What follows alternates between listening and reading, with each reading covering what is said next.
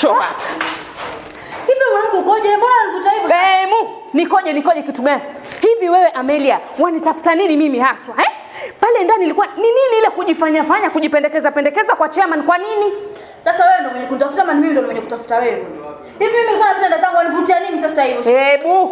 Hebu usiniletee mambo yako. Sikiza nikwambie Amelia, ile nafasi ni yangu mimi. Jipandishe, jishukishe, lakini ile nafasi huwezi kunipokonya kabisa. Sikiliza Soni nakwambia, tuheshimiane. Usinitafute kiasi hicho. Pale ndani nilikuwa najibu kulingana na chairman vile ambavyo. Hebu nifungie mdomo wako hapo, anijibu kulingana na chairman kitu gani? Wajipendekeza ndo tujueje? Wewe ndo umesoma sana, sisi wengine tumeshahumu. Sote ni Kama hujui mama, kubali. Sijui kitu gani? Amelia, sikiza nikwambie. Mbona ulikuwa ujibu?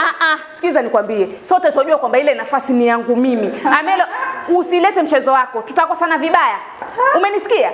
Nitakutia mahali wewe ambapo hujawahi kuingia. Usinichezee mimi, unijui kwetu. Nafasi gani unayozungumzia pale? Nafasi gani? Mbona ulikuwa kimya? Hujui lolote. Sasa kama wewe wenzako nafasi, saa yote wajibu wewe. Saa yote kimbelembele kujipendekeza ili weje. Unajua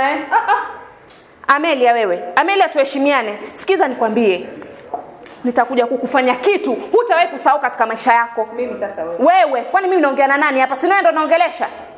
Sorry. Kama hujui kitu kubali dadangu. Lakini sasa acha nikwambie. Hiyo mikutano yote ambayo imepangwa hii, utaenda wewe peke yako, sawa?